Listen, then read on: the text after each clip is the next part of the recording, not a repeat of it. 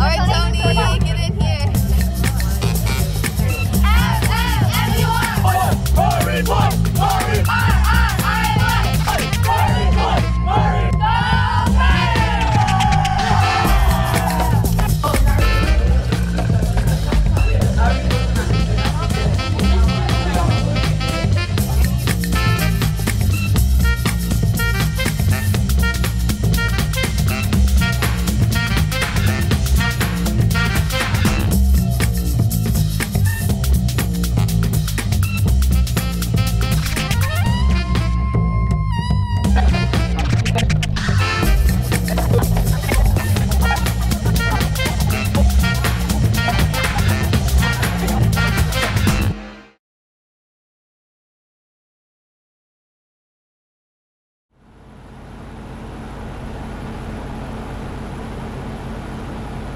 Murray is a true middle school, grades 6 through 8, and the demographics are very diverse. We have a just over 30% African American, 35% white, and the remaining percentage, close to 30%, is a combination of Hmong, Latino, and Native American. So we pride ourselves in the diversity and the students that walk through our doors each day. The achievement gap in not just Murray Middle School, not just St. Paul Public Schools, but really around the state and nationally shows up as a racial achievement gap. Our obligation is to really provide opportunities for all learners to engage in content. And E2 is one of the approaches that has created learners who have excelled in the sciences. Through some data collection and some different things, we are seeing the learners make up that gap. I realize this doesn't have the genus and species list on it. I'm Tim Chase, science teacher at Mariyah Middle School. I've been there for 20 years. At Murray, we have two pathways for science, and they make great sense. I'll call one the regular pathway and one the challenge pathway. And students are placed in these pathways at the end of 6th grade based on skill levels and the such. But there needs to be some on-ramps at certain places. There needs to be ways for students to move between these pathways if they have the skill set. So this elective, Mariyah E2, was designed to be one of those on-ramps for students that are in the regular pathway, that if they have the skill set and if they have the desire, to pull themselves up into that challenge pathway. The Mariyah E2 program is designed to get the students outside in the environment, learning, but also understanding the process, the inquiry process of what science is. You guys got it? It's negative 3.7. Understanding water and how it goes into the ground and some of the human interaction with the environment can get us to start thinking about pollution, which led into a chemistry unit. All students need to know that language of chemistry to go ahead and talk about living things and to talk about the environment. Chemistry was very, very difficult for us, and I felt like Mr. Chase in the class, he made sure we had all the resources we needed to retest or to get more information.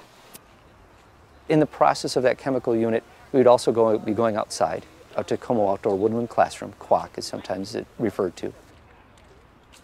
And the students out at QUAC would measure abiotic and biotic factors, starting in January, going all the way to June.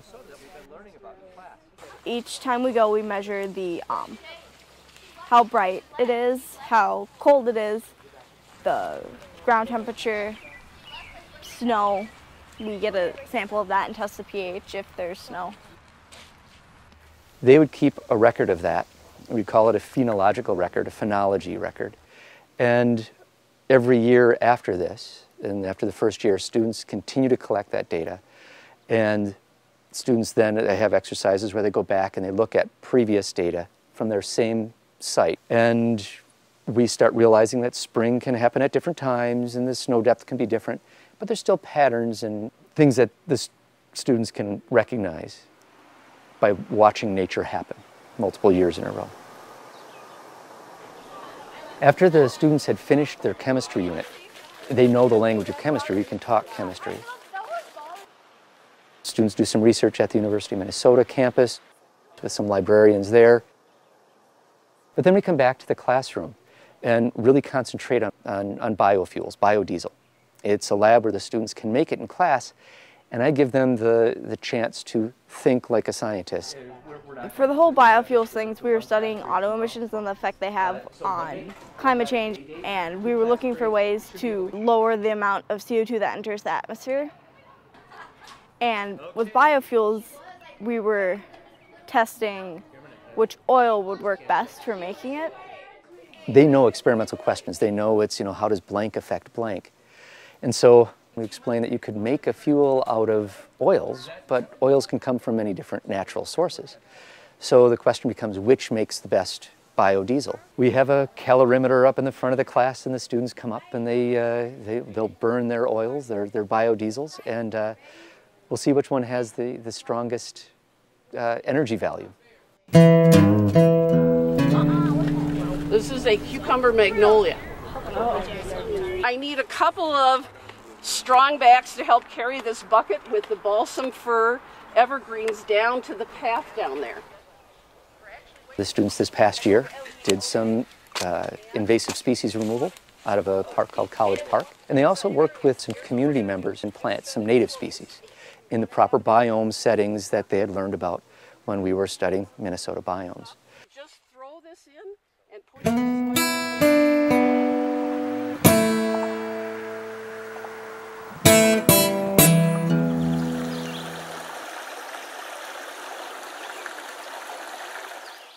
I feel like this is a place where, you get to experience new things, especially if you're from the city. You get to be in touch with nature, I would say, The things that we're doing here are so cool. Like, we got to rock climb, and then we got to trap small mammals. I mean, like, when do you get to do that in the city, And we saw a wolf look back at us. We looked at it, it kind of looked at us. Wolf Ridge is located in Finland, Minnesota, and we are just a few miles from Lake Superior as the crow flies. The land at Wolf Ridge consists of sort of a main campus that has a dining hall, 2 different dorm facilities, and 2 different educational classroom facilities, and then just lots of great spaces to get outside and learn about everything from forest ecology to culture to life in a stream. The students get a really well-rounded environmental understanding of things. And throughout the year, they spend 2 weekends up at Wolf Ridge, getting to know the staff, getting to know the campus, getting to understand the tools and the resources that they can use. So when they're up here for 2 weeks during the summer to do their research project, they go ahead, do their research, present to staff members and community members and researchers in the area. And the following year, that research will be submitted into the Twin Cities Regional Science Fair. The E2 2-week program in the summer here is sort of a culmination of their year-long process of really becoming young scientists. Well, our question is, how do deer population affect small mammal population? Tyree was, he really wanted to do stuff about small mammals. I want to do something about deer because I love deer and stuff. That's like awesome stuff. And we were like, well, how does deer population affect small mammal population? And we just kind of went down from there. Me and my partner, we've been studying about how the soil affects where white pines grow. Okay, so our question was, how does human activity basically at campsites affect how many small mammals traces we find? Our hypothesis was we would find more small mammal traces and small mammals near campsites because of human impact, the things humans do while at campsites, the traces that they leave. And our hypothesis was correct. We did find more traces of small mammals. We caught more small mammals at campsites, and then it became a, wow, this is amazing, Lumen, we will see you soon. I am anxious to hear all your stories and spend time with you. Here at Wolf Ridge, they're here 24 hours a day for 2 weeks. So it can't all be learning.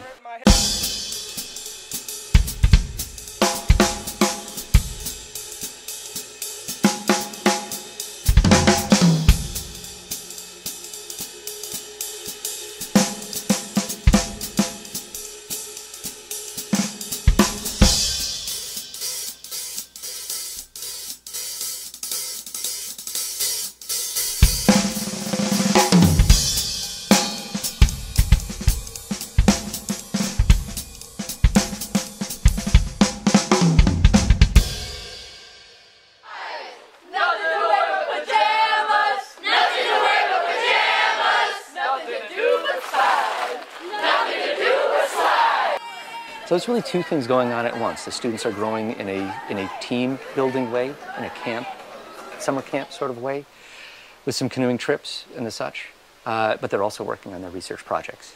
So one area is just that academic learning, that academic base, and that excitement about being a scientist.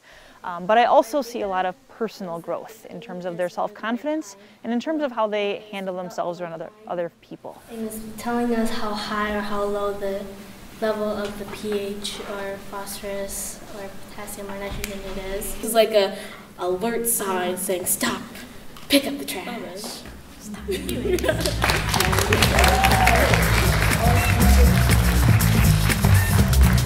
This class was very different. You're pushed hard, but not too hard for where like you want to quit.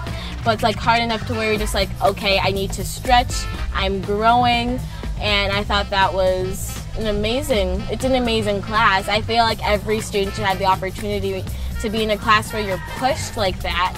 If you had a chance of doing this opportunity, you should definitely, like, no looking back, like, do it. Like, just do it. It's like the best thing that's probably ever happened to me in like my entire life so far. It is really, really good experience. You should definitely come.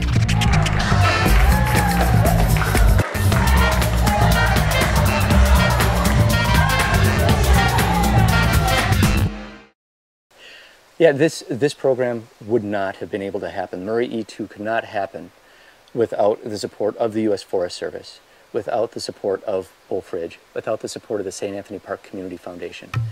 Those key groups really allowed this to happen.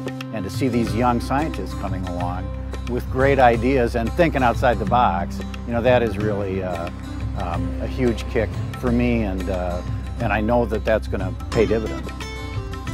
The real power of getting a program working is to use it, if you will, as a demonstration that might be replicated other places. And so the hope is that as we have success with this group of students and this group of teachers and this school, that perhaps this is a model that can be replicated other places, and you know, that's where we really start to impact tons and tons of students. To be a part of a story that involves a really passionate teacher, very supportive administration, great alumni funders, and an institution like the Wolf Ridge Environmental Center for Learning, to put all of that together to really get at this achievement gap problem, the access gap problem that we're all facing in public schools. That is, it's so rewarding, and it's very exciting to think of how that can make a difference in these kids' lives. And in making a difference in their lives, make a difference in all of our lives.